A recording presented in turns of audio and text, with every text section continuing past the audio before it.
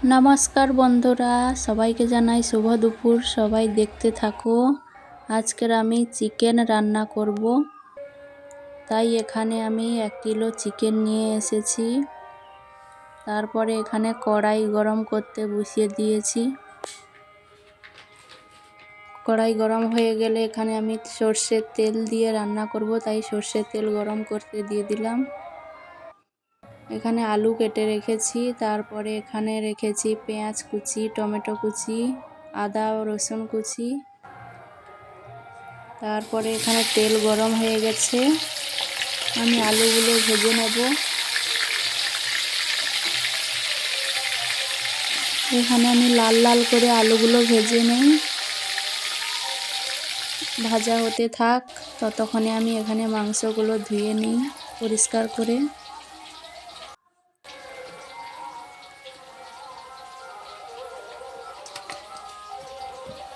আমি মাংসগুলো ধুয়ে নিচ্ছি জল দিয়ে। এদিকে আমার আলুও ভাজা হয়ে এসেছে। আলুগুলো নামিয়ে নিয়ে ওই তেলে আমি ফোড়ন দিয়ে দেবো শুকনো লঙ্কা, তেজপাতা আর গোটা জিরে। তারপর একটু নাড়াচাড়া করে দিয়ে দেব পেঁয়াজ কুচি। পেঁয়াজগুলোকে আমি লাল লাল করে ভেজে নেব।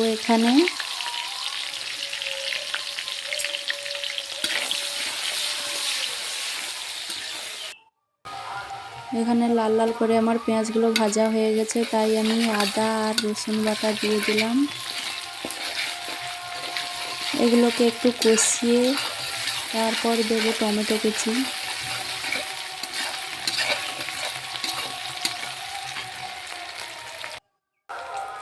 এবার আমি টমেটো কুচি দিয়ে দেব।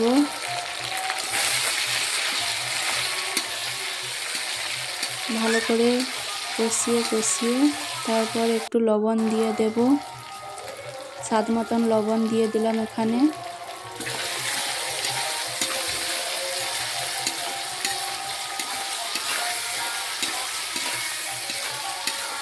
দেখো আমার প্রায় কষা হয়ে এসেছে মশলাগুলো। এখানে আমি অ্যাড করব হলুদ গুঁড়ো আর লঙ্কার গুঁড়ো। তারপরে সামান্য পরিমাণে একটু জল দেব এখানে আমি।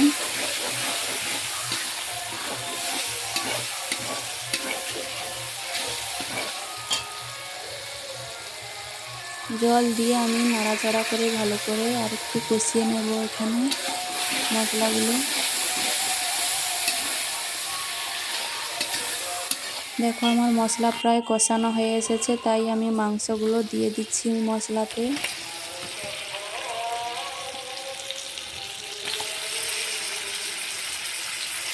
আমার বাড়ির পাশে পুজো হচ্ছে, তাই গান শোনা যাচ্ছে। এখানে আমি মশলার মধ্যে মাংস দিয়ে কষিয়ে নিচ্ছি। এখানে ভালো করে কষিয়ে নেব আমি।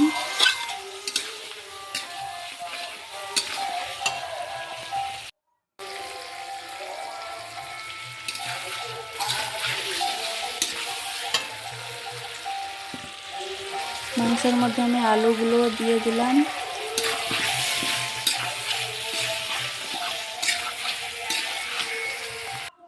দেখো প্রায় আমার কষানো হয়ে এসেছে।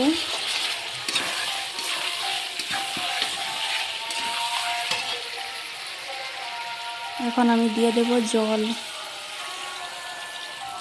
কষানো হয়ে গেছে, জল দিয়ে দিয়েছি। এবার ফুটতে থাকুক।